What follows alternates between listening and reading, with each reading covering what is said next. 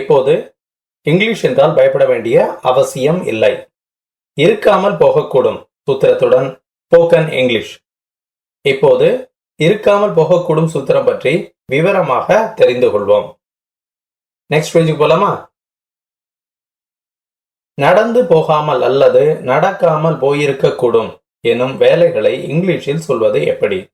நடந்து போகாமல் இருக்கக்கூடும் என்கின்ற வேலைகளை இங்கிலீஷில் சொல்வது எப்படி? சில வேலைகள் நடக்காமல் போகக்கூடும்.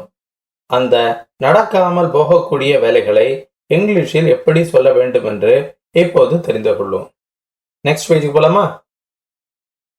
இருக்காமல் போகக்கூடும் சூத்திரம்.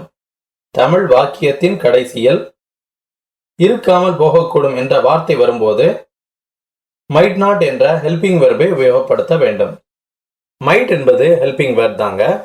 அதற்கு நாட் சேர்த்து மைட் நாட் என்று சொல்ல வேண்டும். மைட் நாட் என்றால் இருக்காமல் போகக்கூடும்.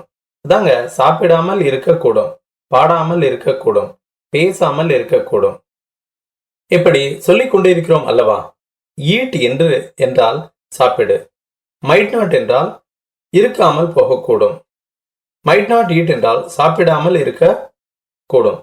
இன்னும் சில உதாரணங்களை நெக்ஸ்ட் பேஜில் பார்க்கலாம். நெக்ஸ்ட் பேஜ் போலாமா? தமிழில் இங்கிலீஷில் போகாமல் இருந்திருக்க கூடும். இங்கே நீங்கள் ஞாபகம் வைத்துக் கொள்ளுங்கள், இங்கே எல்லாம் ஃபர்ஸ்ட் வெர்பை மட்டுமே உபயோகப்படுத்த வேண்டும். எல்லாமே ஃபர்ஸ்ட் வெர்புகள் தாங்க. போகாமல் இருக்கக்கூடும் என்றால் மைட் நாட் கோ. படிக்காமல் இருந்திருக்கக்கூடும் என்றால் மைட் நாட் ரீட். கற்காமல் இருந்திருக்கக்கூடும் என்றால் மைட் நாட் லேர்ன். பாடாமல் இருக்கக்கூடும் என்றால் மைட் நாட் சிங். பேசாமல் இருக்கக்கூடும் என்றால் மைட் நாட் டாக். சாப்பிடாமல் இருக்கக்கூடும் என்றால் மைட் நாட் ஈட். பார்க்காமல் இருக்கக்கூடும் என்றால் மைட் நாட் சி. பணம் கட்டாமல் இருந்திருக்கக்கூடும் என்றால் மைட் நாட் பே. எழுதாமல் இருக்கக்கூடும் என்றால் மைட் நாட் ரைட். நடக்காமல் இருக்கக்கூடும் என்றால் மைட் நாட் வாக்.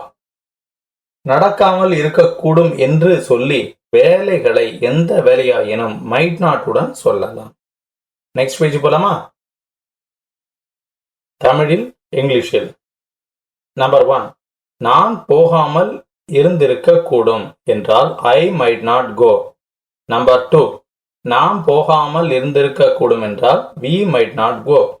நம்பர் 3, நீ போகாமல் இருந்திருக்கக்கூடும் என்றால் you might not go. Number 4, அவன் போகாமல் இருந்திருக்கக்கூடும் என்றால் he might not go. Number 5, அவள் போகாமல் இருந்திருக்கக்கூடும் என்றால் she might not go. Number 6, அவர்கள் போகாமல் இருந்திருக்கக்கூடும் என்றால் they might not go.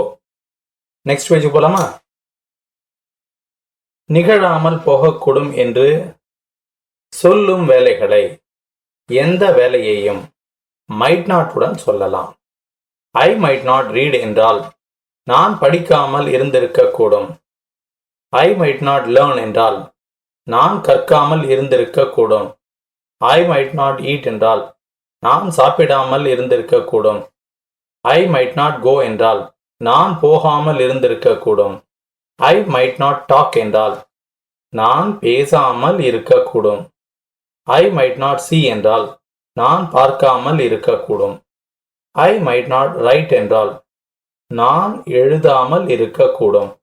I might not Singh என்றால் நான் பாடாமல் இருக்கக்கூடும். ஐ மைட் நாட் ரன் என்றால் நான் ஓடாமல் இருக்கக்கூடும். ஐ மைட் நாட் ஸ்விம் என்றால் நான் நீந்தாமல் இருக்கக்கூடும். ஐ மைட் நாட் குக் என்றால் நான் சமைக்காமல் இருக்கக்கூடும். ஐ மைட் நாட் டான்ஸ் என்றால் நான் நடனமாடாமல் இருக்கக்கூடும். ஐ மைட் நாட் டீச் என்றால் நான் கற்பிக்காமல் இருக்கக்கூடும். ஐ மைட் நாட் டிரைவ் என்றால் நான் டிரைவ் செய்யாமல் இருக்கக்கூடும். ஐ மைட் நாட் ஆக்ட் என்றால் நான் நடிக்காமல் இருக்கக்கூடும். புரிந்ததல்லவா? இப்போது we உபயோகித்து சொல்லிக்கொள்ளும். we might not read என்றால் நாம் படிக்காமல் இருந்திருக்கக்கூடும். we might not learn என்றால் நாம் கற்காமல் இருந்திருக்கக்கூடும். we might not eat என்றால் நாம் சாப்பிடாமல் இருக்கக்கூடும். we might not go என்றால் நாம் போகாமல் இருக்கக்கூடும். we might not talk என்றால் நாம் பேசாமல் இருக்கக்கூடும். we might not see என்றால் நாம் பார்க்காமல் இருக்கக்கூடும். we might not write என்றால் நாம் எழுதாமல் இருக்கக்கூடும். we might not sing என்றால் நாம் பாடாமல் இருக்கக்கூடும். we might not run என்றால் நாம் ஓடாமல் இருக்கக்கூடும். we may not swim என்றால் நாம் நீந்தாமல் இருக்கக்கூடும். we might not type என்றால் நாம் டைப் செய்யாமல் இருக்கக்கூடும். we might not cook என்றால் நாம் சமைக்காமல் இருக்கக்கூடும். we might not dance என்றால் நாம் நடனமாடாமல் இருக்கக்கூடும். we might not teach என்றால் நாம் கற்பிக்காமல் இருக்கக்கூடும். we might not drive என்றால் நாம் டிரைவ் செய்யாமல் இருக்கக்கூடும். we might not act என்றால் நாம் நடிக்காமல் இருக்கக்கூடும். இதைப் போலவே you, he, she, they, I இவைகளை நீக்கிவிட்டு அந்த பிளேஸில் we வைத்து சொல்லலாம். you வைக்கலாம், he வைக்கலாம், she வைக்கலாம், they வைக்கலாம். எந்த விதமான மாற்றமும் இல்லைங்க. ஓகே, நெக்ஸ்ட் பேஜுக்கு போலாமா? இந்த சூத்திரம் நன்றாக முழுவதும் புரிந்ததல்லவா? பிறகு வரும் சூத்திரத்தில் சந்திப்போம். அது வரைக்கும் பை.